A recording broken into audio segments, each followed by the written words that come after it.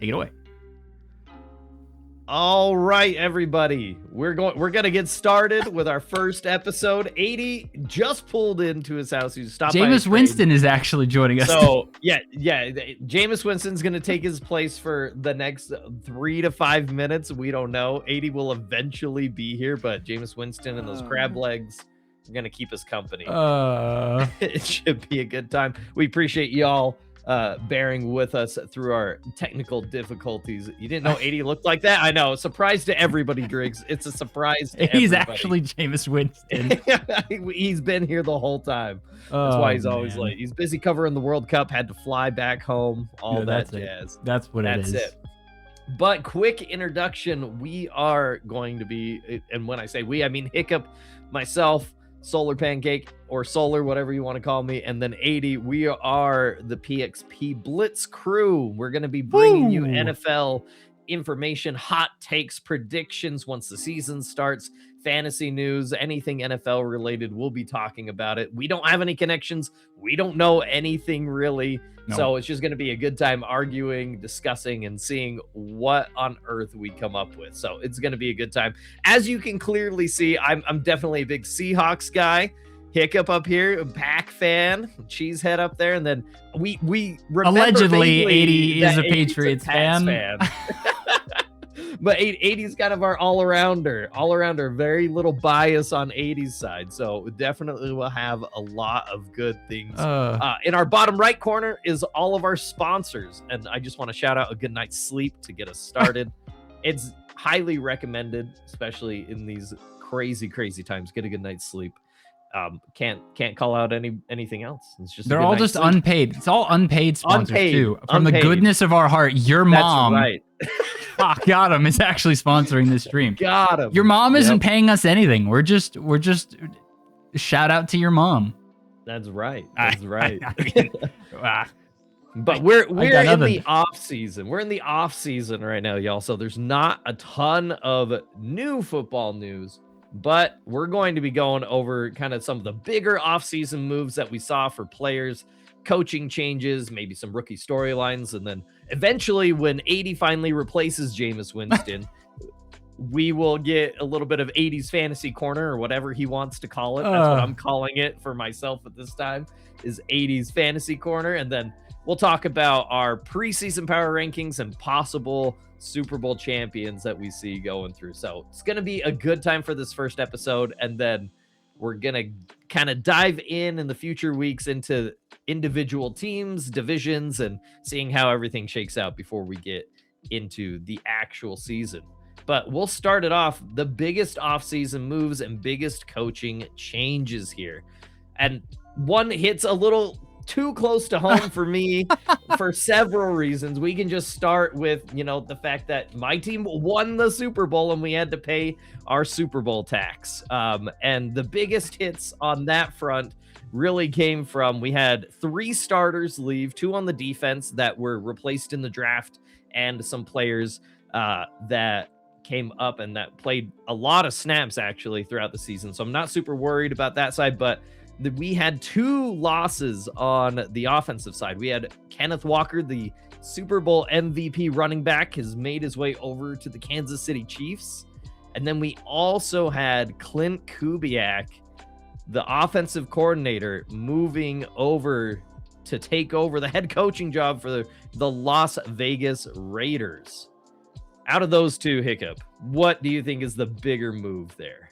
I mean, it's hard to say. I think what it mainly comes down to is because I think it depends on who you ask, because like if you're someone who thinks that Kenneth Walker was most of the run game's efficiency, then you could argue that losing him hurts more because you lose Kubiak, but it's like your new offensive coordinator was still under Kubiak, so it's not like the system's going to change a whole lot. The only thing that'll change is maybe the proficiency of play calling. Play calling, yeah. And see, here's my take. This is going to be super biased because obviously I'm a Seahawks fan, and I'm gonna say that they're going to be amazing yet again. Here's the thing. Charbonnet had, I think it was like 52% of the carries up until he got injured. in the playoffs against San Francisco. Oh no, it was the week 18 game right before the playoffs where we also played San Francisco. It was back to back weeks essentially. Anyway, so that's why Ken Walker was able to stay healthy for as long as he did. The man has been injured throughout college. He almost quit football in college. He talks about it on his YouTube channel because he kept getting injured. Like, I'm worried because like who else is in Kansas City with him? Who is he sharing? Isaiah Pacheco? Wait, no. Pacheco went to the Lions. He went to the Lions. So like, who's even like, if they make this man run the ball like 30, 40 times a game, he's going to be dead. Like, I don't think his knees can survive. I don't. Yeah, I would say that I think losing Kubiak probably is the bigger hit, because even though it is on paper, in theory, the same system, I mean, you can have the same system, but the man himself isn't as experienced as a play caller. And I feel like you could see that shift. And it's like losing Kenneth Walker, even if Kenneth Walker even if someone argues that he is like the main reason the run game was efficient, like if the run game is less efficient, well, then I feel like that still will fall on the offensive coordinator to make it work. Not so much the personnel that he's got, especially like when you have Price and you've got Sharp when he comes back. Like, even if they're not as efficient as Kenneth Walker was, like, your offensive coordinator should be able to just like make the offense work around it. Like, the only reason it wouldn't be his fault is if Sam Darnold just falls over. There's two things that wouldn't be his fault: is Sam Darnold throwing picks, or Anthony Bradford letting everybody go and kill Sam Darnold. Those are the two things that'll happen where it won't be Brian Fleury's fault. But here's the other thing that could give cause for concern. We talked about Clint Kubiak leaving. Brian Fleury, he was the tight ends coach for San Francisco. So he played under Shanahan. He worked a little bit with Clint Kubiak when he was there working with San Francisco. But originally he was a defensive guy. So the interesting thing is, like, is he going to be able to take a lot of those OC like tendencies and shape it around what he likes to do with defenses and work with Mike McDonald on that? Is that how the offense is going to work? Is it just going to be plug and play? We kind of just have to see how things go. It's 100% going to be on, like you said, how he implements it, for sure. Yeah, I would say that's probably the only thing, the concern. But I mean, to be fair, I mean, you won the Super Bowl, so it's like, I feel like you're really... And the defense has most of its starters. You're really having to grasp at straws, being like, oh no, we lost K9 and Clint Kubiak. Our team's going to fall apart. But that's what the national media keeps saying, because everything is about the Rams. And you know what? We can talk about big offseason moves with the Rams here, because my goodness, did they make some big offseason moves. As a Seahawks fan, I hate to say it, but they're looking really scary. They added Trent McDuffie on the corner from Kansas City, arguably one of the better corners in the league right now. And then they have the audacity to go and get freaking Myles Garrett.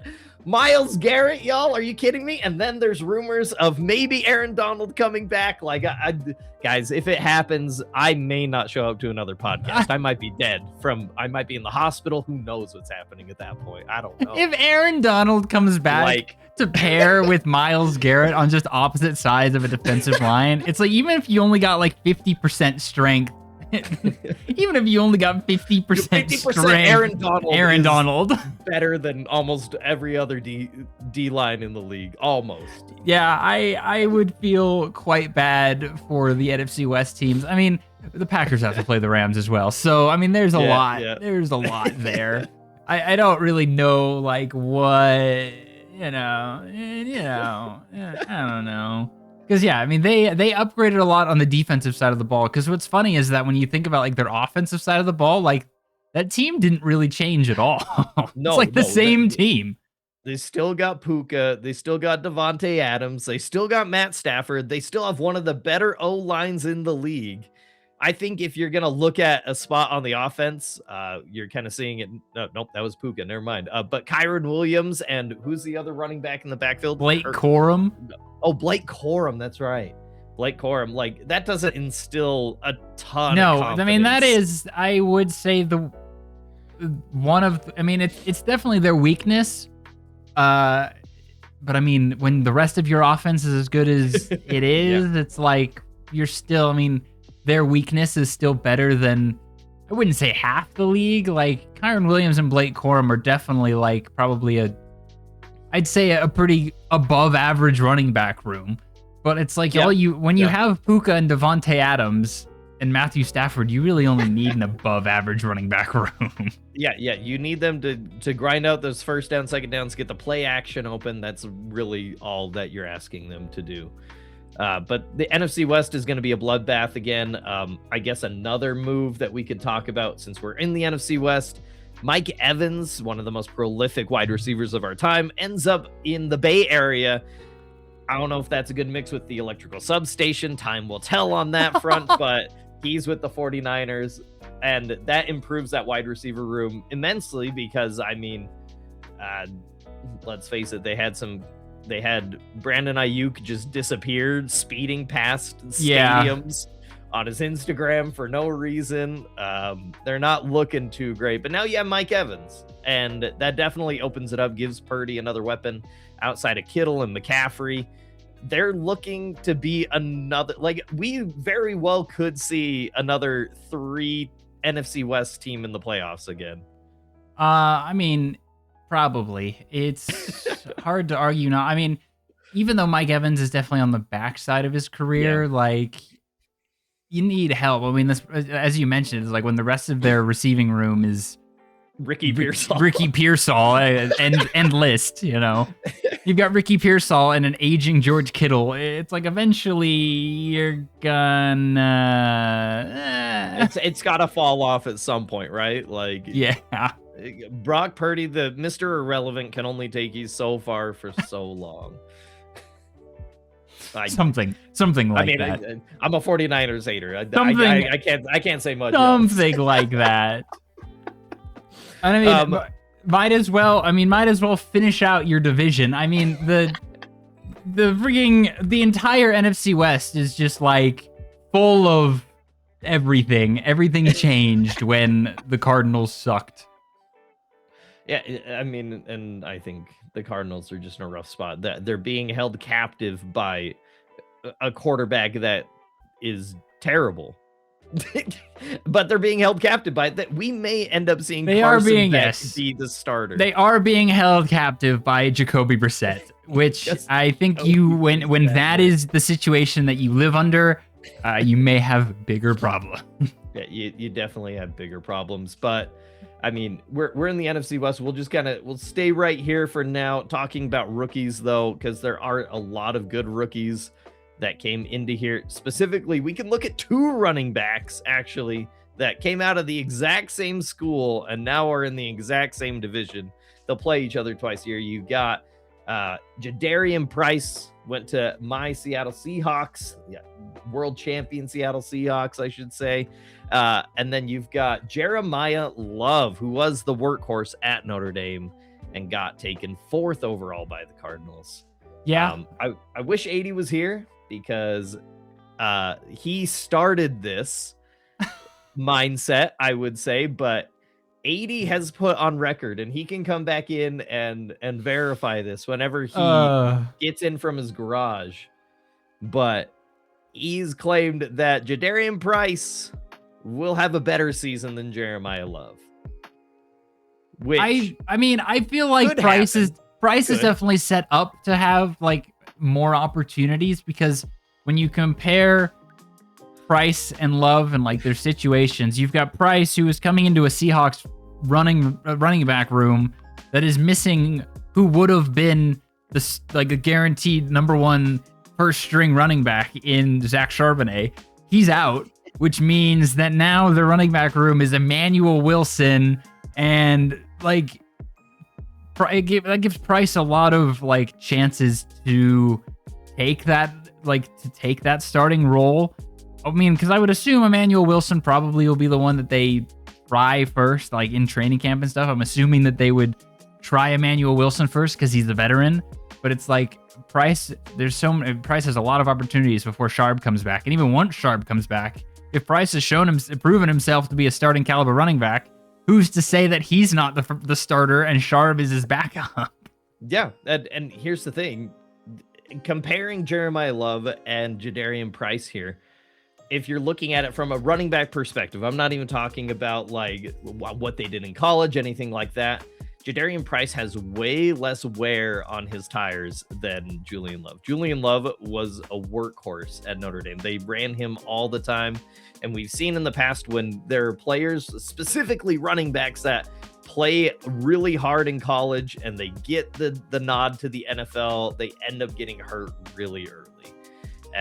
And that's what my worry is for Jeremiah Love, because you've got Marvin Harrison Jr., which has been a disappointment. You've got Trey McBride, who's arguably being wasted on the Cardinals as a generational tight end talent because the man is goated.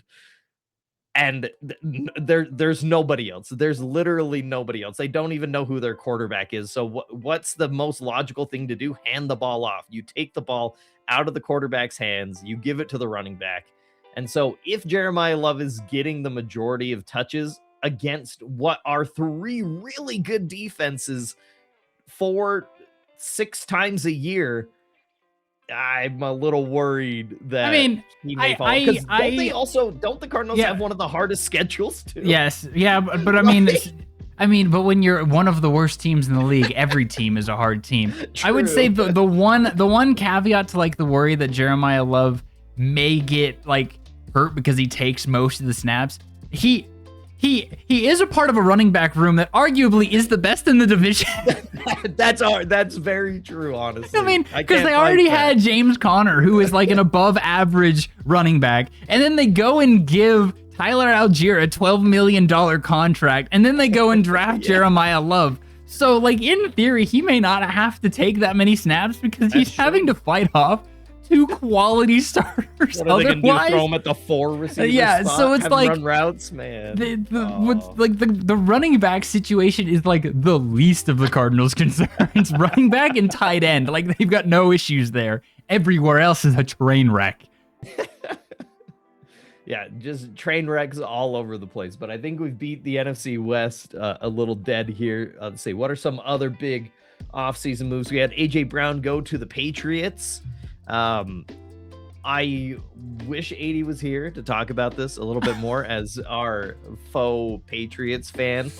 If Toast is listening, Toast may not like the words that are about to come out of my mouth. So there's a little trigger warning right there. I don't think this moves the needle all that much for New England. No, I mean, it's a big flashy signing. It could help them out a little bit.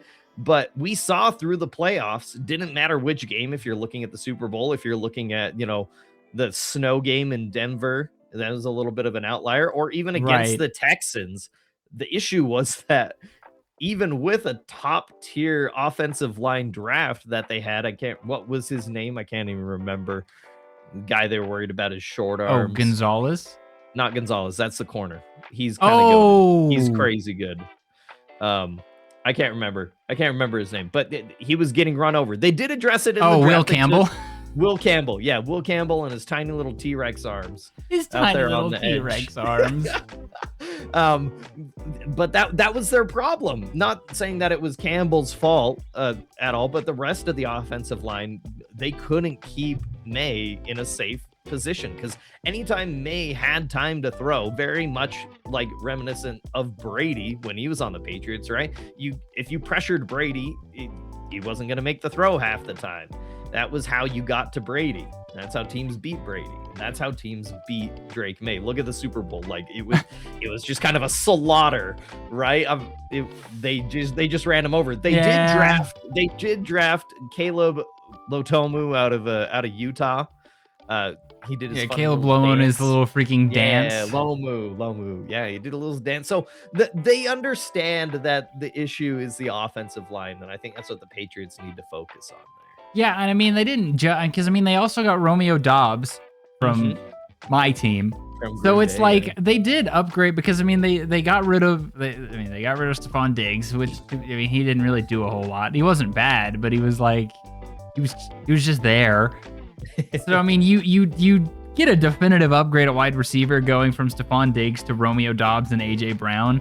But like you said, like the receiving core wasn't the issue. Drake May's passing wasn't the issue, and they've got a good running back room. So it's like the A.J. Brown signing is great. Congratulations. That wasn't your problem.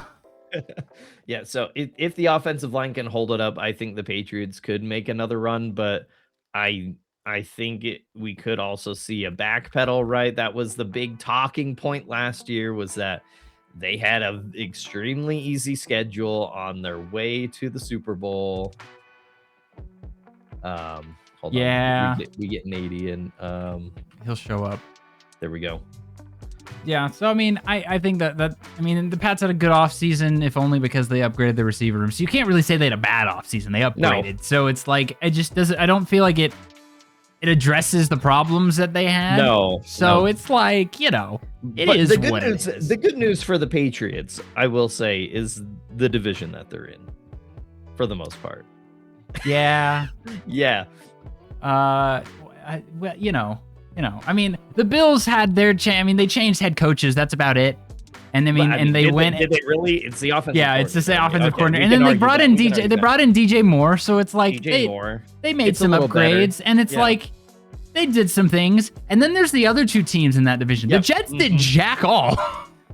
Other than put together one of the worst quarterback rooms I have ever seen. I don't know what you're talking about. Remember, Geno Smith is taking us to the promised land here, Hiccup. Geno Smith, the answer. Oh. And here's the thing. Dude, it's like, because like Geno, I will have a small piece of respect for Geno because of what he did in the 2 years that we didn't have Russell when we shipped him off to Denver. Because he played well. But then the second he goes to a team with an inferior offensive line, and not saying that the Seahawks offensive line is like leaps and bounds, because they didn't have my boy Gray Zabel at the time. Like, what do you like? Dude, he might just die. He might just die. Like, how do you go a whole season though with no interceptions? No interceptions. Yeah, how does a team do that? With a defensive head coach, by the way. I mean, the fact that it's like I will stand behind the fact that it's like I don't fault them for keeping Aaron Glenn. I mean, it's like the season was bad, but I mean, when you look at the personnel, he had Garrett Wilson and Breece Hall. That was it. That was the team. They got rid of Sauce Gardner.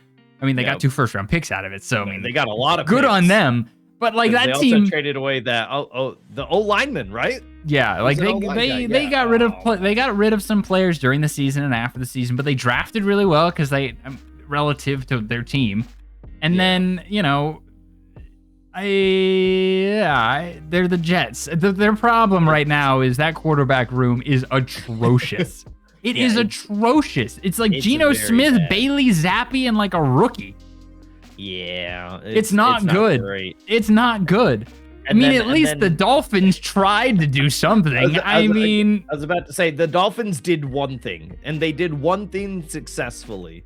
And that was they went and got Malik Willis, the backup from Green Bay. We saw him come in, play very well when Jordan Love was getting hurt. He got the bag.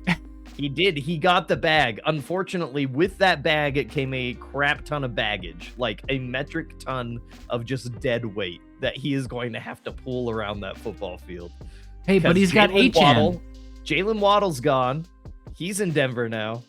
Yeah. And Achane. So it's literally the Malik and Achane show. And then that defense, there's nobody left on that defense because they got rid of they had already gotten rid of Fitzpatrick, and then they got Ramsey's been gone for a while. Ramsey's been gone for a while. They've traded a lot of players. I mean, they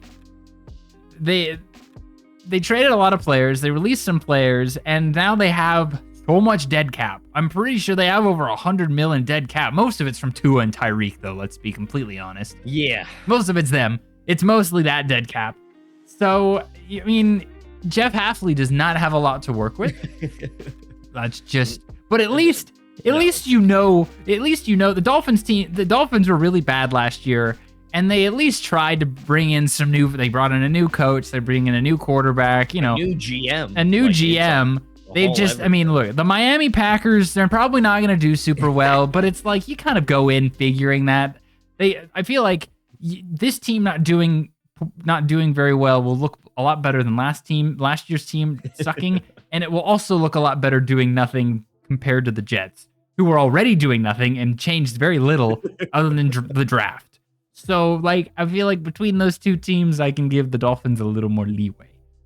Yeah, a little more leeway for sure. I think as far as coaching changes, we had Robert Saleh go to the Titans. I mean, you have the entirety of the AFC North, other than somehow Zach Taylor is still the head coach of the Cincinnati Bengals. Hey, he got them to a Super Bowl one year, man. Don't you forget it.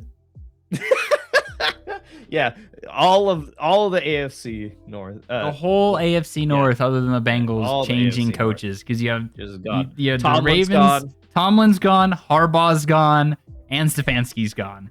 And like obviously, because Harbaugh just went to the Giants and Stefanski went to Atlanta, both of which I think are good places for them to have gone. And then Tomlin just said, "I'm done coaching for now. I'm going to be I'm out." Yeah, those are the biggest changes. I mean, those because the teams themselves, other than Myles Garrett leaving, and so now the Browns are just like a decrepit franchise. There is nothing going for that team anymore. Yeah, they have Deshaun Watson and freaking Shedeur Sanders as your two top quarterbacks. Their best player is Keyshawn Judkins. Like, who's good? Oh, don't get me wrong. Judkins is a good running back, but that's like the only. It's like him and then Fannin. Isn't he their tight end? Like that's like it. Yeah, that's all the team's got. Yeah. That offensive line sucks. Shedeur Sanders is like there, and I mean the fact if the fact that Deshaun Watson probably will be the starter at the beginning of the season tells us all we need to know about that team. About Cleveland, yeah. Because I mean the Ravens are basically the same. They just changed coaches. I think they'll be fine. I think the Steelers needed a change. Unfortunately, they went from one 9-8 coach to another. They went from Mike to Mike. Listen, Mike McCarthy was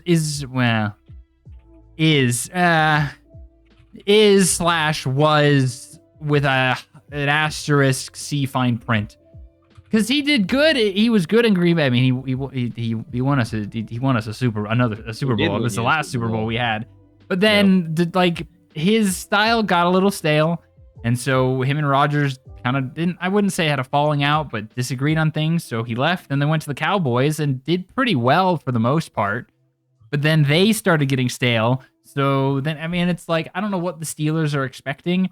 Like, I would not say that Mike McCarthy is an upgrade over Mike Tomlin. I think you're just getting the exact same flavor of Steelers. Congratulations, here's your 9-8 division win. Take the 7 seed and go home. I mean, I don't know. And Aaron Rodgers is coming back for some reason. I mean, I agree with it. That man's got to be done. From the perspective of the fact that they have Will Campbell and they've been sitting on him, and you have Mike McCarthy coming in, it's not like a terrible idea to have Rodgers to have one more year and help Will Campbell learn the Mike McCarthy offense and then retire and let Will Campbell take over. I think anything else is kind of it's the Steelers have not been an exciting team in quite a while. Yeah, it's basically and I think it's going to be that way for a while because.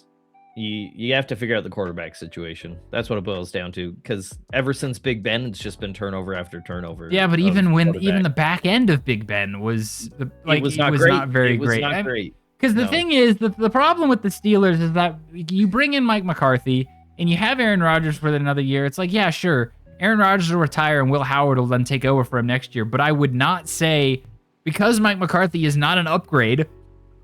I don't think the team, if anything, is just going to get worse next year. I don't think that they needed to have just committed to the rebuild like the Dolphins are doing to try and get a better draft pick because it's like they're guaranteed a record over 500, which means they will not be picking in the bottom 10. Yeah, they're going to shoot themselves in the foot for sure. They will not be picking in the bottom 10. It won't happen. So quick update for y'all. We're going to keep Jameis Winston this week. Jameis is going to hang out with us.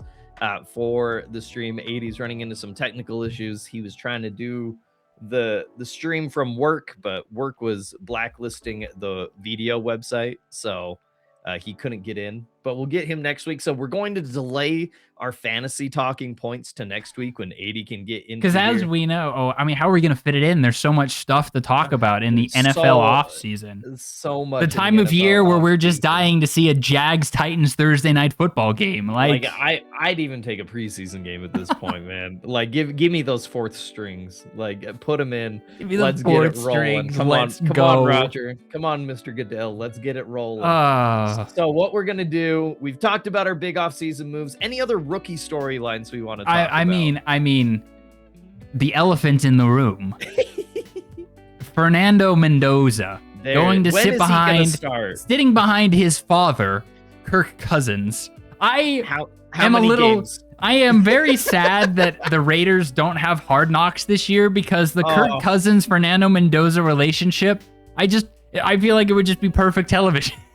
It would be perfect television. Unfortunately, they had to go to the Seahawks, which I'm not thrilled about, but that would be beautiful. I do not know what is going to happen with the Raiders because the problem is that team wasn't very good, but the one big glaring issue with the team isn't on the team anymore. Well, the two glaring issues with the team aren't on the team anymore. Those being Pete Carroll and Geno Smith. No, I was about to say the Las Vegas Seahawks have been shot. They're dead. They're burned.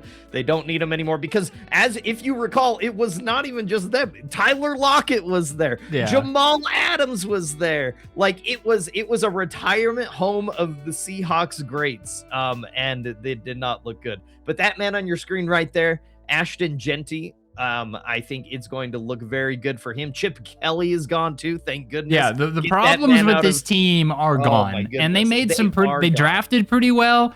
They brought in, albeit some potential overpays, because they brought in the center from Baltimore and paid him probably too much money. Way too much money, but I mean, hey, when you're trying to protect people, I can understand. Sure. My only concern with the Raiders is that they did not address their wide receiver problem in the draft, or really in the. I mean, they did draft some receivers, but they don't have anybody that I would say that jumps out off the page as like, oh, here we go, because they got rid of Trey Tucker, they sent him packing to Jacksonville, so. I mean, Brock Bowers can't catch everything. No. I guess he can. Tucker's still there. Myers went to Jacoby Myers went to Jacksonville. So you still have Trey Tucker. You have Trey Tucker and Brock Bowers. Like, those are your two. Here we go. We got some 80 thoughts coming in. How do we know the Raiders had a wide receiver problem? They had Geno throwing over. Well, I wouldn't say they had a wide receiver problem. They had a Geno Smith problem. But now I think because now that you have, well, in theory, on paper, should have a quarterback upgrade in Kirk Cousins. Yes, Kirk Cousins is an upgrade. Cole's Cousins. I think now your quarterback play is upgrading. Now it will be a question of, do they have the talent at receiver? Because you do just have Trey Tucker and Brock Bowers. That is about it. Hear me out, though. We're going to bring this back to the very first part of our discussion. Clint Kubiak is in the building now, right? Yes. He looked amazing with the Saints 2 years ago, and that's why the Saints were starting to look really, really good. Then he comes over, he becomes the OC at Seattle. They win a Super Bowl in a season where nobody believed in them. I will be the first to admit, even as a Seahawks fan, I was like, they're going to get like 10 wins. Maybe we get into a wild card. I didn't see us getting first seed and absolutely just destroying people. Like, absolutely not. Like, I would be a liar if I came out and said that. But Clint Kubiak's offense, the thing about it is it focuses on the run game extremely heavily. The Seahawks ran the most run plays in the NFL last season.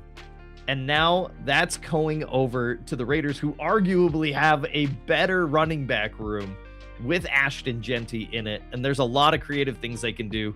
I think the Clint Kubiak signing for the Raiders is actually going to be so good, not only for Mendoza, but for Cousins, for Genty, for Bowers, everybody. Yeah, I'm very excited about it. I do think that the Raiders' success is going to come down to execution, because Clint Kubiak can scheme all the plays he wants, but because Cousins did not, he didn't look great last season. I mean, he was benched, but then he came back only because Michael Penix got hurt.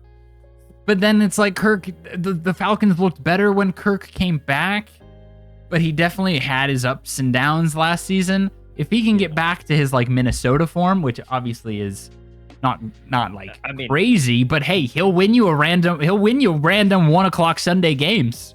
Yeah, he'll win you those. I think between the Raiders and the Saints, I think those are the two teams that we can look at and be like, okay, they can really upset anybody on really any given Sunday for literally zero reason. Literal zero reason. I do like I like the Raiders upside because I mean they made not only just on paper addition by subtraction, but then addition by addition. They had a good draft and they brought in Kubiak. They have a pretty good compared to last year. I mean, compared to the rest of the league, I mean I don't know if pretty good is the terms I would use to describe the Las Vegas Raiders, but they're definitely way better than last year. Yeah. But then it's like, can Kirk Cousins perform? And if Kirk Cousins can't perform, if and when because I do think Mendoza starts sometime during the season. I don't know when, and I don't know if it'll be because Kirk sucks or because Kirk gets hurt. I think okay, if I'm gonna ignore the Kirk gets hurt thing because that will happen. If it happens, it happens kind of thing. I'm not like willing it. I don't want Kirk to get hurt. I would not wish that on that man. But what I will say is I think that it will come down to, I think if by midpoint in the season, they are under 50, right? They've lost more games than they've won. I think then Mendoza comes in, but not until the halfway. But what if they're like 5-6?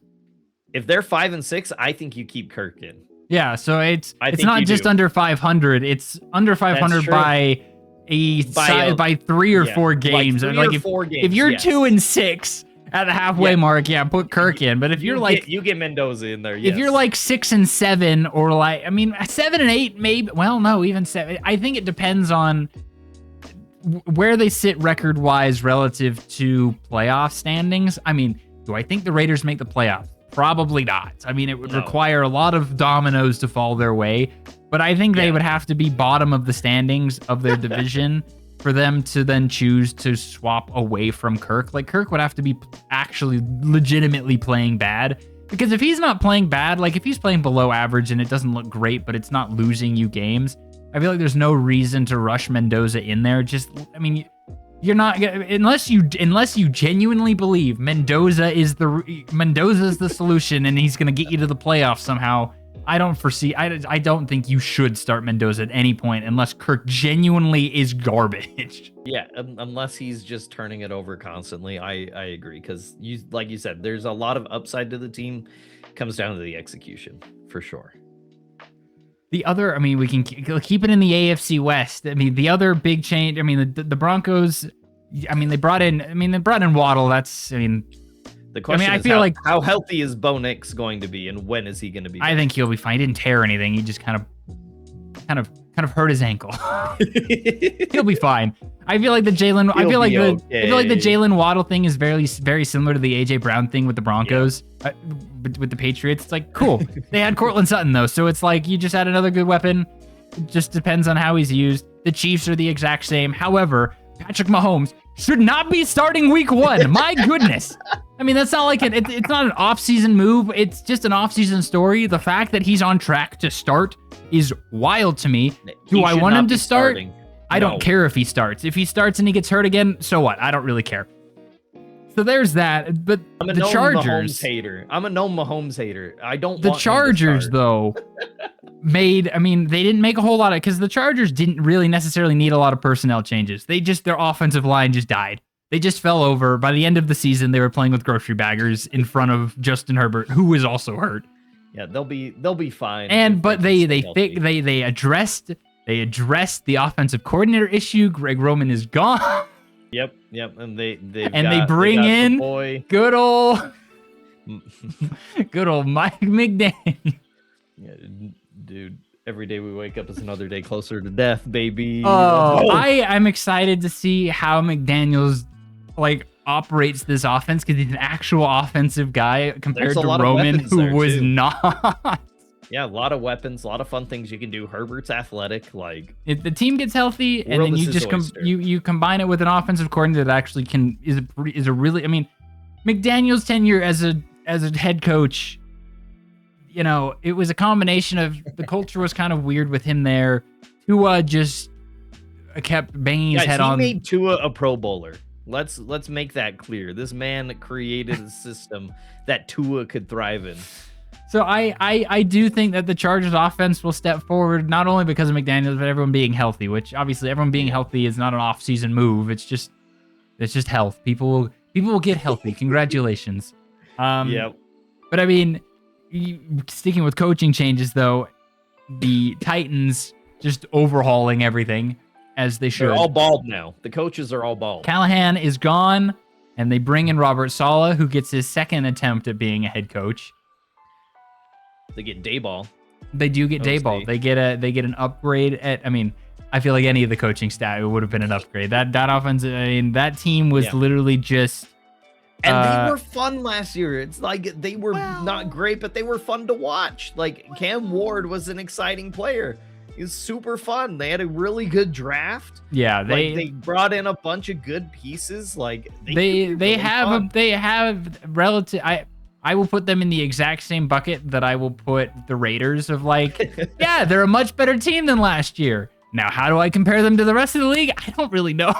Yeah. It's like, it's a problem when you have a team that is when you have a dumpster fire of a team and you completely overhaul the coaching staff and then have on paper a pretty good draft and like a pretty good offseason in general. It's hard to say like, how is that going to translate? Like, how does that turn around a team that was awful? So, I mean, it helps that they're in the AFC. I feel like the AFC has a lot of those teams that are like, because you have the Titans, you have the Raiders, and not just that, it's in their division too. Like the Jags got worse, like significantly worse, I would say personally. They don't know what Travis Hunter is going to be. Like there's a non-insignificant chance that they could have a good run at being 1 or 2 in that division. Yeah, I feel like there is a chance for it, if only because two of the other three. It's all terrible. If only because 2 of the other 3 teams got worse. Yeah, just by nature of existing. I don't think they make the playoffs, but I mean, no. I think if they can get to 500, I'd be happy. I feel like they'd be happy. Tennessee would be happy just getting to 500. And it's like, I feel like there's several teams like that. I feel like the Raiders would be happy at 500. Mm-hmm. The Titans would be happy at 500. The Dolphins maybe would. I mean, I would not be happy if I was. No, I would not be happy if I was a Dolphins fan and if they got to 500 because they need high draft picks. Oh, okay. If you're viewing it from that perspective, but it's like the Titans would be happy with that. The Raiders would be happy with that. I feel like somehow if the Browns managed it, they'd be happy with that. I don't think that's going to happen, but it's, it could. Like, yeah. There's a lot, there's a few of those teams where it's like 500 would be good. I mean, like I'd put the Cardinals on that list if somehow they can eke out there. I mean, they've got a lot of problems in their situation there. One of the teams though that I think would be happy with above 500 and obviously trying to punch above their weight is the Giants, who took Harbaugh off of Baltimore's hands, which is an upgrade because Dayball wasn't, that Giants team just had a lot of problems. I mean, you lost Dexter Lawrence. So you lost one of your best defensive pieces, if not one of the best players on the team. But they drafted pretty well. They upgraded the coaching staff, and I feel like Jackson Dart is probably, based off of last year, looked like one of the best quarterbacks of his class. Not that it was, very competitive. It was like him and Tyler Shuck.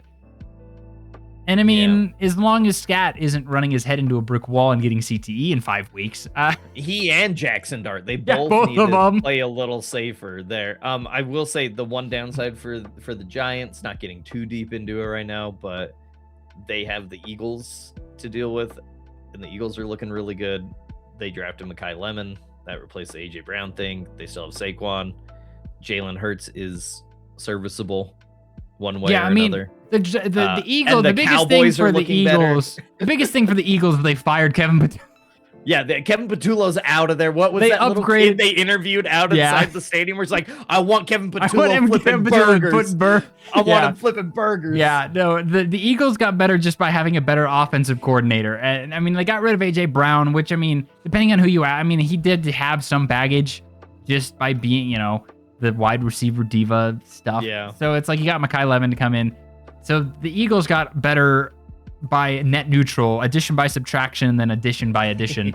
Just kind of evens out. And same with the Cowboys. The Cowboys. Same division. Like, that defense is going to be better. They got injured last year. They lost Parsons last year. And this year they did lose Fowler because he went and signed with the Seahawks. Yeah. Which is nice. Let's go. Add to that edge help. But they drafted really well. They think I got the steal of the draft, in my opinion. I don't think they should have gotten Caleb Downs that low. It's absolutely that high, I guess, in order, but like it shouldn't have gone that. He shouldn't have made it that far down the draft, is what I'm saying. Like, that man's gonna do some work. They were already starting to look better. Dak is a good quarterback. I mean, their offense wasn't the problem. I mean, their offense was not a problem. They got Lamb. You've got CeeDee Lamb and George Pickens together. Like, they just needed that defense to, like, and I think it become did get cohesive. Better. It's gonna look a lot better. A division we haven't touched on at all is the NFC North. Let's be completely honest. Nothing really. The only thing of note that happened in the offseason here is that David Montgomery left the Lions. Oh, and that Kyler Murray is probably going to be. And Kyler Murray is going to be the Vikings quarterback. And then it's like the Packers got Jonathan Gannon. It's like the NFC North, when you look at holistically, the whole NFL is probably like them. No, because the AFC, the Raiders had wholesale. It's like the NFC North is just like really boring. Boring division. Just kind of stayed the same. That's for sure. Because it's like every team had like one thing happen. The Vikings got Kyler. The Packers changed defensive coordinators. The Bears lost DJ Moore. And the Lions lost David Montgomery and added Isaiah Pacheco. That's it. That's it. One thing per team. Some things. The Bears got one of the better safeties in free agency. Yeah, it's like the free agent. You know, there were some. Yeah, there were some changes like in free, but it's like compared to the rest of the league holistically, the NFC North is like, no, we're happy with what we've got. We know what we got. No, we're good. We're good. We're chilling up there. We're chilling out here. We are here.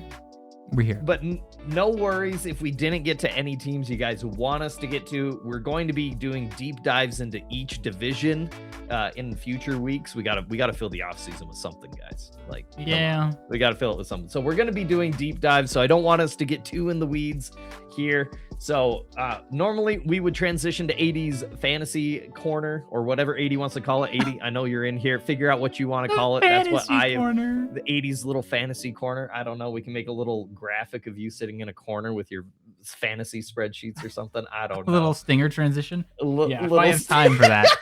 If I have time to put something together amongst all of my workload, I'll see what I can do. I'm just being silly. But for right now, what I think we'll do is we can jump into our power rankings and then discuss what teams we want to see. Do we want mine or yours first? Do we want to do 80s? He already sent it in. But do we want to talk about 80s without him here? He said to do it. He said to do it. Okay, let me get we'll this start with saved. 80s.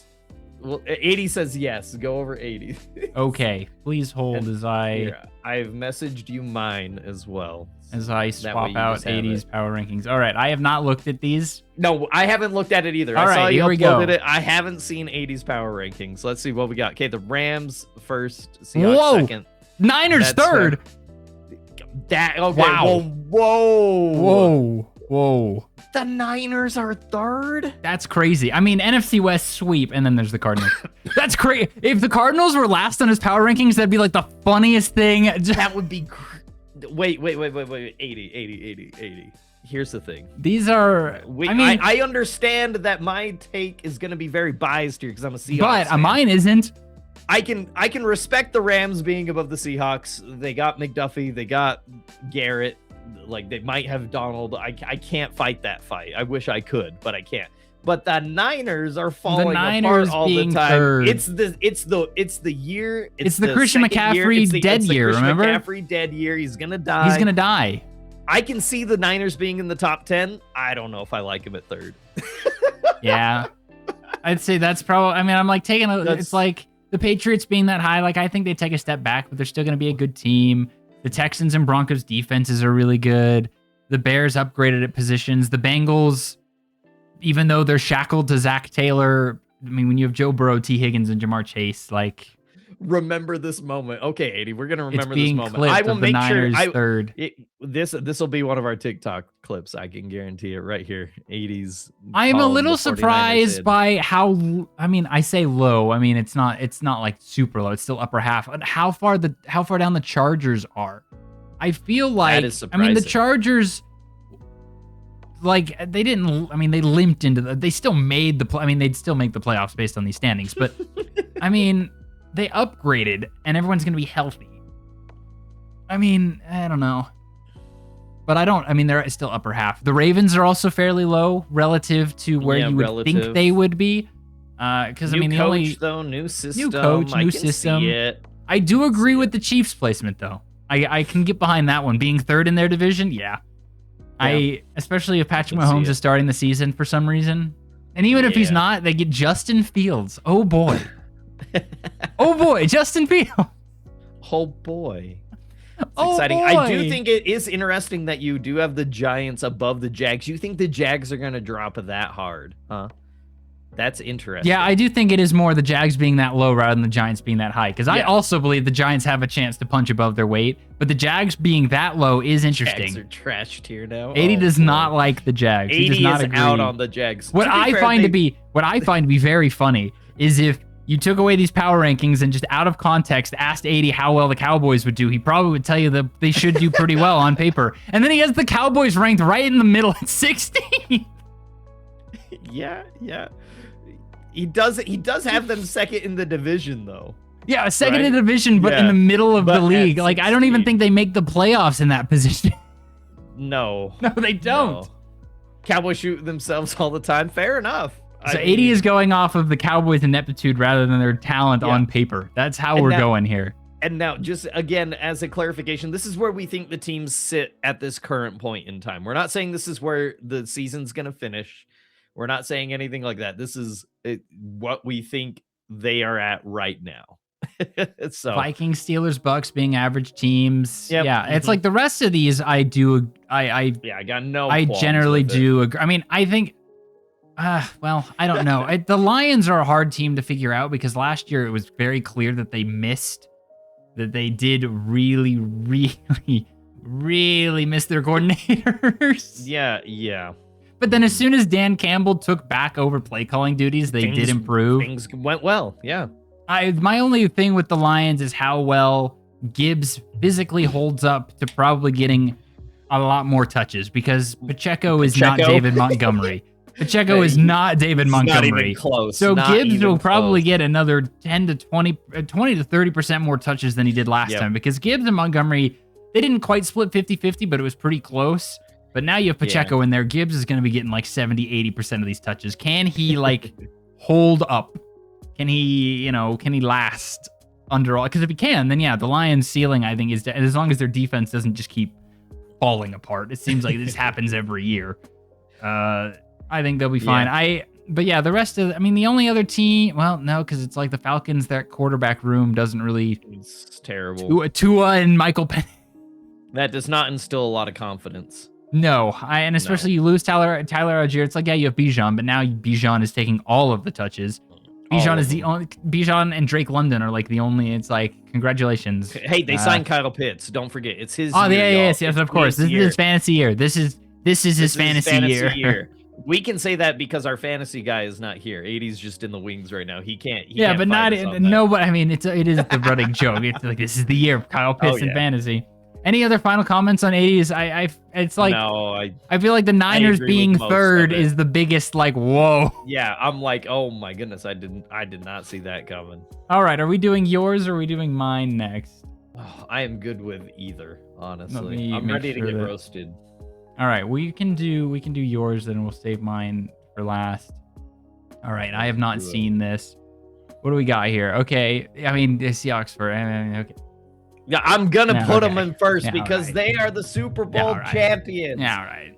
Give them the roses, damn it. Come See, on. like the only big difference between yours and 80s is you have the Ravens and Chargers a little higher. Obviously, you have the Niners lower, but then other than that, they look Patriots are not in the top 10. Yes, and the Patriots are definitely, but they look very similar. I mean, it's like your back half has the exact same team. Yeah, your two halves of the same teams. There is not one team. Like your middle is the same. You have Chiefs, Packers, Bengals, Cowboys, Vikings, Jags, Steelers, Panthers, Bucks. It's like it's the same. It's all the in same just middle a little eight. different order. And then I have the Dolphins. You have the Giants. You have the Giants a lot further down than 80 does. Like a good 8 spots down there. Yeah. Also, Patriots not in the top 10 is criminal, says 80 at Toast You here. I do not care. Look, y'all, I think they're going to get exposed for the schedule. I don't think Caleb Lomu is going to solve everything they need to solve. AJ Brown's not going to move the needle enough. Their running back room was okay. If they get higher than 10, if they make it to like they win their division, it's because their defense was immaculate once again. But see, but where you have them in the standings, they still make the playoff. Yes, as a wild card. But yeah, they make it as the 6th seed based on these standings. Yes, based on these standings, they would still make the playoffs, which is why I'm fine with it and them not being in the top 10. Because look at the other AFC teams.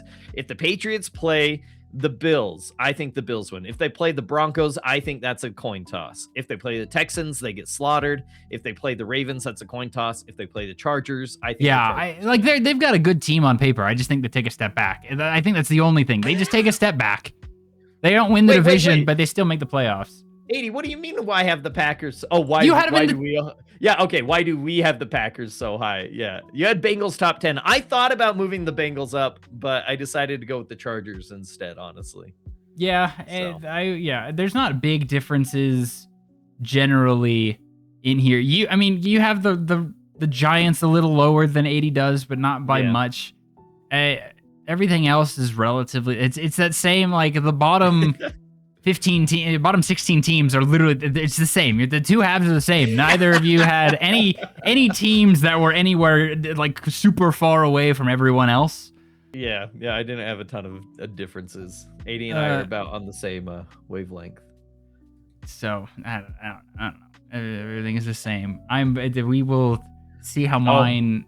Oh no, Nightbot got 80. He did Stop too many spamming caps, 80. Why are you spamming caps, 80? Come on. Let's see. I don't remember how mine stacks up. Let's see. Compared to. I don't think I have any. I'm taking a preview look at this. I have one team. Do I have two? I have 2 teams. Only 2 teams that are on opposite categories as you both. Because I do have the Jags a lot higher than you guys do, and I have the Lions quite a bit lower than you guys. Okay, if you notice, we're gonna talk about the big one here. This man has the Broncos at 16, y'all. I am sorry. I do not believe in this offense. Got the Cowboys at 4. Yeah, I see. I'm going off of the Cowboys will not shoot themselves in the foot this year. I mean, their offense was fine and their defense improved. I mean, and I think I do think the Eagles take a bit of. I mean, they won't take a step back, but I don't think they're gonna I think the Cowboys will win their division. Yeah. I think the Cowboys win their division, and I do have the Ravens and Chargers, the Ravens especially a little higher than you guys do, because I mean I felt like they're mostly the same team. It's just a coaching change, which is what they needed. Yeah. I will say I think we are seeing maybe a little bit of this Packers bias coming in. I don't know why you have the Lions at 18. I just don't think the Lions are good, but it's now 2 years now where they kind of are like. I mean, that's fair. 80 does say Cowboys at 4 was a person filling this out on the toilet. Okay. I mean, I think on paper, they are a very good team. They are on paper, they're a very good team. That's all I can. I do want to poke the bear a little bit because I want you to express to everybody your disdain for the screen pass. I just do not like that offense. I do not like it. I don't think Jalen Waddle's really going to make much of a difference.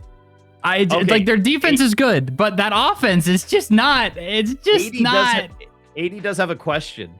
He said the one thing that should have been obvious that you two didn't do, speaking about us, is that Dolphins were not our last place team. Listen, Jets, Dolphins, Cardinals, throw a dart at a dartboard. I think you could put all three of them at 32 and just jump right to Browns at 29. All three of them yeah, are like honestly. All three of those teams are like, oh, who's going to get there? I don't know. Yeah, because I had the Dolphins ending at 30, in fact, I'm pretty hold sure. Hold up. Do any three... I mean, do the Cardinals play the Dolphins or the Jets? Hang on, I need to double check this. Hang on. Do the Cardinals play either of them? No, so we're just gonna get 2 super tank bowls between the Jets and the Dolphins. That's like the one thing that the Jets and Dolphins have working against them is they have to play each other. They have to play each other twice. So they physically cannot. One of them physically cannot go 0-17. It's impossible. It just can't. It can't happen. Oh, so the Cardinals. That's why 80. The Cardinals have a fast track to 0-17 because they don't play the Jets or Dolphins. They don't play the other worst teams in the league. Yeah. And they exist in the NFC West. Objectively, just the hardest conference, hardest division in the conference. All three of us have all 3 other teams in the top 10. I think that is the other part of it, is that the Cardinals are in a much, much harder division and conference compared to the Jets and Dolphins, who share a division. And they also have one of the hardest schedules, yeah, which is crazy. Like the Cardinals may have more talent on paper, but their schedule is a lot. They play a lot harder of teams. They're just on a hard. It's like, yeah, your talent could be. You could have 15% better talent, but when your average skill of the opponent is also 15% higher, it's a non-factor. Yeah. At all. I do love how all of us have the Colts just like dying. Okay, here's the thing. Daniel Jones had his moment. He played really well. Man played through an injury and then got more injured. And then arguably, you could say that they looked more polished with Phillip Rivers, ancient old man Phillip Rivers. Yeah, but Phillip Rivers isn't going to be their quarterback, so it's going to be even worse than that. That's what I'm saying. Like, Phillip Rivers was able to dissect and understand a Mike McDonald defense, which is not an easy thing to do. The Rams struggled with that, and they have one of the most potent offenses. Phillip Rivers almost took down the Super Bowl champions. It was a terrifying day for me. Yeah, it was. It was terrifying. We all do universally agree that the Colts are going to fall off a little bit. Falcons. I mean, the commies are. I mean, that is a sinking ship, and it was already sunk. I am pleading with the Commanders staff. Please don't turn. What is his name? My brain just blanked. I had it and it just blanked. Jaden Daniels? Don't turn Jaden Daniels into RG3. Please don't. Don't do it. He already got hurt against the Seahawks once. Don't let the trend continue. That's exactly what started the RG3 train. Don't let it keep happening, please. I'm re-looking at I'm really surprised I have the Bengals where I do. I had them pretty low as well. I had them at 15. I've got them at 14. I'm a little surprised. 80 had them in the top 80 has them at 9. I think that 80's position of the Bengals is probably the most accurate. Yes. Because it's like even though it is still Zach Taylor, they keep the same coach and their defense got better and they added Dexter Lawrence. I think there's a non-insignificant chance we see the position of the Bengals and Ravens here on your power rankings. I think they could be flipped. It could easily be. I think as long as the Bengals are healthy, but the problem with the Bengals is Joe Burrow going to stay healthy? Because he isn't always. I mean, you do it. I mean, you still got Joe Flacco. I mean, yeah. He was serviceable, man. He was serviceable. It's just that defense was a joke. So if they can fix that defense, I wouldn't be surprised to see the Bengals win their division. Yeah, and take one of. I will say their defense did improve. They did grab Boye Mafe from That's the true. Seahawks. They grabbed Boye Mafe, and it's like, yeah, they got what was the edge guy they got in they the got draft? Sexy Dex. Oh, in the draft, the edge guy. They got an edge guy in the draft. So they got Shamar Stewart. They've got Sexy Dexy. They got this other guy whose name I cannot remember for the life of me. I think they've got a good team. In theory, they should be okay. It's just health is the Which version? Yeah, and which version of Chase Brown? Yeah, I think valid. that the Bengals My there, and it's like fantasy I could roster. also see the Texans being higher. It just depends which form of CJ Stroud we get. Because if you get last year's CJ Stroud, I'm sorry, the Texans are just Hey, a generational defense will be wasted once again. He shaved his cornrows. He's Is it the cornrows? The JSN. So is he the inverse Samson? Breakout. Oh yeah. Same Inverse same thing happened to Samson. JSN. Cut JSN the hair shaved and you his get better. dreads, cut his hairs and he became offensive and defensive player of the year. Cut the hair and you become better. That's right. All right. So do we? Hal, by the way, Do we want to now try and put together a cumulative rankings between the two of us, and then the others can chime in? Check his shoe size. Yeah, did you guys hear about that? Oh yeah, JSN. Yeah, fixing his shoe size. Was wearing clown shoes, and that was why he wasn't as good as he could have been. Crazy, wild. But yeah, let's try to put together a cumulative one. Okay, I mean we have. Okay, I mean you're gonna have to concede. You're gonna have to concede. I will fight it. You're gonna have to but concede. I will understand it. You're gonna have to concede that one. I'm still gonna be upset about it. We can move on before I get more upset. Okay, third. Do we all? I mean, it's outside of 80s, 49ers in third. 80 says Bills 3. Bills which is what 3. I had as well. I also agree. Okay, so fine with now it's when we get to fourth, because fourth is when things started deviating a little bit. I had the Broncos at because you had the Broncos, I had the Cowboys, 80 had the Bills, but so it would be the Niners who took their spot. So we have three very, very different teams up there. What about the rest of our top 10? Because I mean, we had like How do we feel about the Texans flowing into 4? Oh, my only problem with the Texans, because they got David Montgomery, they pretty good, but CJ Stroud is just not. CJ Stroud is not a top 5 team quarterback. He's not. No, I think, man, because it's like, do you put the Patriots up there? Do you put the? I mean, I don't think we put the Ravens up there. Had the Patriots in the top 10. So I mean, because it's like 80 had the Patriots at 5th. You had the Patriots at 11. You had them at 11th. Yeah. And so like, and then I had the Patriots at 9th. So it's like, I don't know that constitutes a fourth. The Eagles? We did all, I mean, 80 had the Eagles a little 6th. low. I had them at 7th. I even think that's a little high. Yeah. Man. Because I think, because it's like 80 had the Chargers pretty low relative to us. Yeah. Because I had them at 6th. But it's like, once you get after those top 3, you now start going like, how about we start? Let's go from the bottom. Yeah. Let's work our way. Let's work our way up. Cardinals, boom. Done. Cardinals, Jets, Jets, and where's the Dolphins? 22. 30, yeah, 32 ABC. We're just flip a coin. ABC, I don't know. ABC. Okay. Now, I feel like the Browns kind of are right above them. Right? The Browns probably there? You know what? Hear me out. Let's give 80 a little bit of a leeway here. Let's put the Cardinals at 31 and the Dolphins at 32. Okay. I can. Yeah, it's just for 80. It makes no difference. There it is. I'm okay with that. There we go. Okay, so then we'll do Browns, and then above Browns, what? The Commies, the Commanders. Oh.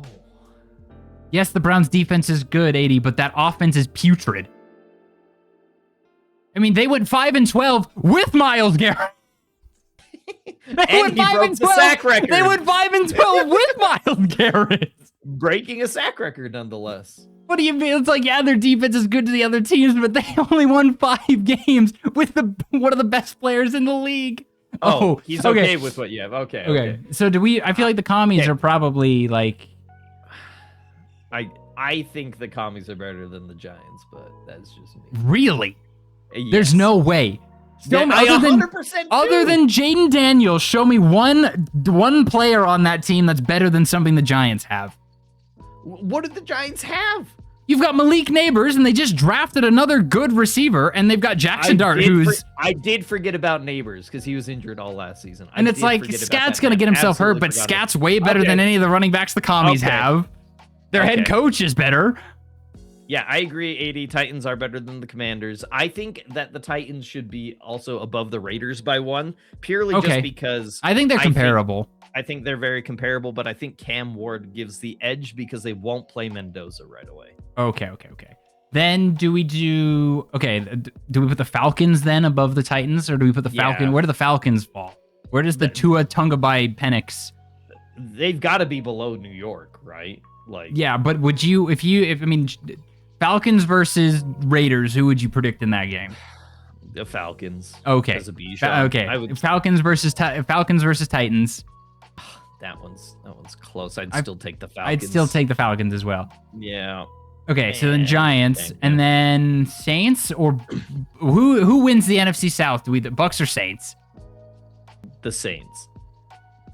I don't think the Bucks. Here's the thing: Emeka Ibuka is gonna be good, but Mike Evans is gone, and everybody else was getting hurt on that team, including Baker. Baker's losing his magic. But then, other than Chris Olave, who's healthy 30% of the time, who else do the Saints have to catch the football? They lost Shaheed. That's true. Yeah, they got nobody. So I feel like they're about equal. They're about equal. 80 wants the Bucks. I'm fine putting the Bucks above the Saints. I feel like both these teams are gonna. One of them's gonna make a mistake and lose the division anyways. It happens every year. Happens every year. So. Okay. Above the Bucks. That's true. Okay, where do the Colts fall into all of this shenanigans? Guys, Alex is the most overpaid human being on the planet. Because if we think that, do we think the Titans will be better than do we think the Raiders and Titans will be better than the Colts? No, as much as I want them to be, I don't. Okay, think they're going will the Falcons and Giants and Saints be better than the Colts? Yes. Okay, I think so. Then I think so. So we put them above the Titans. Then is where you're. I feel like I would. I feel like Colts, Titans, Raiders are like you could pick any one of the three in like a given week. Yeah, Pierce doesn't even start week 1 over. So I think to be funny, why don't we stick them under the Raiders? I like it. Let's do it. I'm so down. Next up, of the Panthers are probably going to be the next team on. Dude, this NFC South, this division. Hey, one of these days. Here's the thing, though. It's all bad, but it's all bad on an equal plane because so there 3 of them could make. So we'll put the Panthers, Bucks, and Saints just all in the same, like in the upper half of the bottom. Last year, it'll be just like last year. A losing record's gonna win the So division. who wins the division then? Who wins the division? Bucks, Panthers, or Saints? That's who's on the top of this dog pile. Bucks, Panthers, Saints. Give me the Panthers. I know it's a hot take. Okay, then we'll leave Panthers, but we'll leave the order. We'll leave the order then. I think put the Bucks up there. It's fine.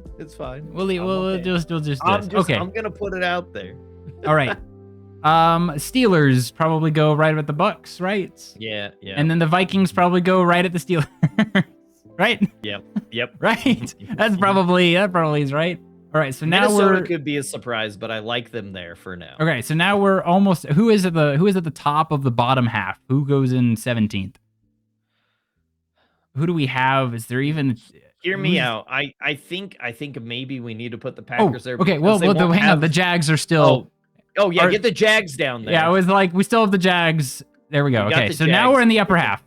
Okay, I think we need to think about the Packers purely just because Parsons is going to be out for like half the season. Okay. And as much as I hate to say it, they didn't look good with that. Packers. Okay. Lost Packers Romeo versus Dobbs. Packers above. Where are the Chiefs worse than the Packers? Packers drafted a kicker. Yes, they did. 80. Yeah, it's because we needed a kicker. Don't Packers drafted a kicker with me. No, he's saying that's a guaranteed 3 wins. So I mean, I would put the Packers above the Chiefs. I mean, the Chiefs are in a weird spot. And then what? Like the Lions? Yeah. Like I feel like. Yeah, I think the Lions. That's solid. Okay, and then I mean, this Cowboys thing is like, if we think they get in their own way, then this is where they would go. If we're going off of on paper, that's not where they would go. That's true. We're looking at it for just right now. And right now, the Cowboys are. I think they should be in the top 10 if we're going based off of right now. Drag them up in the top 10. Why not? Yeah, on paper. Yeah, exactly. So then, now is when we start getting. So it's like above the Lions. It's like. We've got the Bengals, the Ravens, the Chargers. Do we put like the Ravens in 13th? Honestly, I think I put the Ravens in 13th. Okay. Because I think the Ravens in Bengals 13th. on paper, healthy, are better. Okay. So then right above the Ravens, would we put the Bears? I think, dude, the Bears are such a hard one. The Bears, it's because, I mean, when you compare the Bears offense to these other offenses, the only one I would take the Bears offense, I'm going to take the Bears offense over the Broncos offense, okay? Yeah. But it's like, other than that offense, and the Texans, because CJ Stroud is a potato sometimes. Here's the one thing I will say. The NFL Top 100 just started coming out, right? Where they go through the top 100 players and everything. And there's a clip of Micah Parsons. Yeah, out of context. Talking about Caleb. Out of context, yeah. Out of context. Yeah. So I mean, I would put the Bears above, right above the Ravens. And then I'm fine with that. Okay, so now is when we start getting into who is right above the Bears. I mean, because it's like you've got at this point we're starting to look at teams where their offense and defense are lopsided. Like one is where it's like both sides aren't super good, but it's like the one side that isn't bad isn't amazing. I think on paper, do we put the Niners there? I think on paper, I think the Bengals would be above the Chargers first and foremost. Well, I mean, we're trying to go in order here. If we're going in order, then I think San Francisco is the right one. San Francisco above the Bears. Okay, so now we're in the top 10. So, yeah, number 10. Bengals above Chargers. Yes. Number 10. Dallas. Do we like where the Bengals and Chargers are in the top 10? I think those two are good spots. Okay. So, Cowboys or Eagles? I would say the Cowboys on paper are a much more complete team than Philadelphia is. Yeah, I would agree. I would also say the Cowboys are a more complete team than the Texans are. 80 says that we should flip Niners and Chargers. Niners and Chargers? Ain't no way. Ooh, that's spicy. I would take the Chargers offense healthy on paper over the Niners offense. And the Chargers defense. Mike Evans, CMC, Kittle, Purdy. But you have Justin Herbert and on paper what is one of the best offensive lines. And I mean, it's Kyle Shanahan versus Mike McDaniel. It's like, who do you take there? Man. They're right next to each other. Here's my thing, 80. The reason I'm going to stick with having the Chargers above the Niners is I think their defense is going to get a little bit worse with the loss of Saleh. That's true. Mute the Seahawks fan real quick. They did that is true. They do lose Robert Saleh. I mean, it's like Fred Warner will be back, but Fred Warner is not on his way out, but he's older, but you do lose Robert Saleh. So it's like if you look at the coordinators, I think the Chargers fixed their I'm trying to take bias out of this 80. I like that. Okay, so Bengals 9th, we're still happy with that. That offense is good, but that defense we still need to see Yep, we need to see something. Okay. Then do we put I like Houston above the Eagles. Okay. Okay. Do we put the Cowboys above the Eagles? I would put the Cowboys above the Eagles. Yeah, I think so. Now, but the Texans above the Cowboys. No. That Texans team is not winning a shootout, but to their defense. Yeah, Diggity's in here. Yeah, we'll put. Okay, now are we? This is on paper. How far? The Patriots improved, but I would almost take the Cowboys over the Patriots. I would take the Cowboys over the Patriots. I would almost also take. I would take the Cowboys over the Broncos. I just don't think that I'm gonna say it again. I don't think that Broncos. If the Cowboys are gonna beat the Texans defense, they're definitely beating the Broncos defense. Yeah. Because it's not until you get to the Bills, Seahawks, and Rams, you're like, okay, now I think I wouldn't take the Cowboys on paper. Well, yeah, I would almost say that. I would almost say the Cowboys on paper over the Bills. Yeah, the Josh Allen factor comes in. Yeah, that's always the reason that the Bills are so high. Pistachio farmer. Okay, so then Rams 1, Seahawks 2, Bills, Cowboys, Broncos, Patriots, Texans, Eagles, Bengals, Chargers, Niners, Bears, Ravens. It's almost perfect. I think it is almost perfect, and then we're good. Yeah, it's so you'd have the Bills, the Broncos, the Texans, and the Bengals with the Patriots, Chargers, and Ravens making the playoff. I see no issues here. The only just on the outside. The only difference from last year is you have the Bengals instead of the Steelers. And honestly, I would much rather have the Bengals than the Steelers. I think everybody except for a Pittsburgh fan, and maybe even Pittsburgh fans would prefer. And then we go and look at the NFC. The only difference here, the Cowboys make their way in.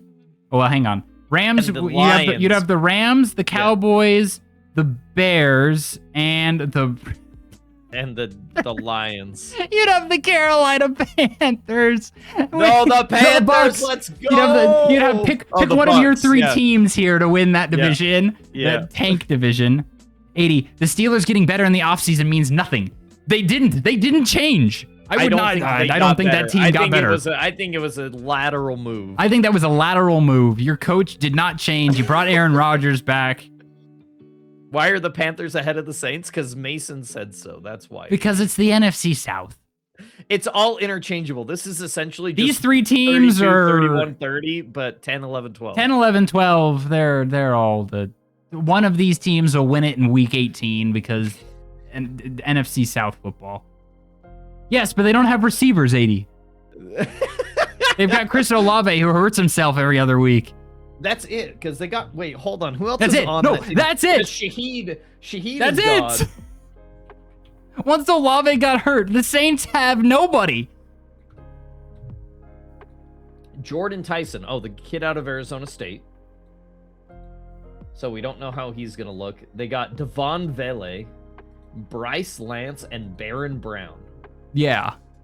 I don't know any of them. I don't know any of those people. I don't know them. It's a I don't it's whatever. Here. One of these teams will win the division, and it'll be because somebody else made. It'll be because somebody lost to the Falcons. Lost to the Falcons. It'll be because somebody lost to the Falcons when they shouldn't have. Just like what happened last season. The Bucks lost. It's funky stuff. So yeah, you'd have the Rams, the Cowboys, the Bears, and the Bucks winning the division, with Seattle, Philadelphia, San Francisco, and the Lions rounding it out. So the Lions wouldn't make it in that case, right? Because they would. They'd take the 7th. Because the winner of the. Oh no, because the Bears. The NFC South is so low. Oh no, the Niners would be the 7th seed here. You'd once again end up with 3 NFC West teams. I mean. Yeah. Yeah. I can see it. It's a terrible place. I do find this to be quite funny. just a slew of the entire NFC. Just the North. NFC North all in a row. That's how we roll. We're all just decent teams. So there we go. We're gonna save. Are we happy with this? Any final changes before we choose to save this? This will be the preseason rankings for the show. I mean, it seems like he probably is upset with this. You can flip Carolina and New Orleans. That's fine. Flip them. I've got to. It is. Yeah, I'm okay with it. I don't. They should have a separate playoff with the bottom 8 teams for draft seeding. That would go crazy. I love it. Yeah, I think like the team. I'm looking at this. The teams I think that could move the most. As I wouldn't be surprised if like the Patriots, the Broncos fell a little bit. They went 14 games. Like. That's just hard to sustain when it comes out of nowhere, at least for the Patriots. Yeah. I could see the Ravens finishing a little higher, just because it's the Ravens. Any of the NFC North. NFC North teams could jump higher. It's the NFC North. Any of the them Chiefs could. Andy Reid and Patrick Mahomes. They could be anywhere. I don't believe in Jacksonville. I'm with 80. I don't believe. No, I don't. I think they'll be fine. Most of these teams in the middle will be here. The Giants are, I think, probably. I don't really. I mean, if they went any higher, it'd be because they do slightly better than this dog pile of Jags, Steel. Like they could go a little higher. The Titans and Raiders could go a little higher. But I mean, there's a chance that the Steelers are just utter dog water. I don't think they will because they're forever cursed to go 500 or better. So I don't think that this will change too much. I'm happy with it. Save it, and we'll save rankings, and we're going to name it Preseason Rankings Smile. All right, we'll see how off we were Like, we'll even check it midway through the season or something. Oh, and I need to make sure I download. Oh yeah, we'll share that download on the socials. PNG. Yeah. Download the PNG, send it over to me. We'll get it on socials. We'll go over all of that. That'll be a good time. Preseason. Me when I can't spell. All right, preseason rankings. There we are. We have done it. It has been done. And It's succeeded. over. Yep, that's it. All right. Well, this has been our first installment of PxP Blitz. We are going to attempt to be live every Tuesday, same time, 7 p.m. Mountain, 8 p.m. Central, 9 p.m. Eastern. And if you happen to live on the West Coast like a weirdo, or if you have the wonderful opportunity of living in Washington, like I wish I could, then it's going to be at 6 p.m. your time. But we are going, yeah, I got that Hawaiian tan. It's definitely looks a little better, 80, 100%. It was peeling real bad the other day. But we are going to try to be live. Obviously, life gets in the way. This is not our jobs. We wanted to do this as a fun side project, so we appreciate you guys hanging out with us, enjoying some fun takes. Next week, we're going to be doing a deep dive into the AFC North. That's the division that we're going to start in. We're going to kind of pop around, but we're going to start in the AFC North. So get your AFC North friends, get them in here. We'll have some good discussions. Those but that's sad be people. for us. Yeah, those poor people. All one Browns fan. It's just the mayor of Cleveland. The one singular Browns fan that exists. The Steelers fans that are perpetually trapped in 500 hell. The Ravens fans that are happy that John Harbaugh is gone, and then the Bengals that wish Zach Taylor was gone. Yep. So we'll be going over all of that. Make sure you follow us. If you want to rewatch this for any reason, you can catch it on our YouTube channel. We'll also be posting shorts there and on TikTok. And then check out our Twitter. And of course, hit that !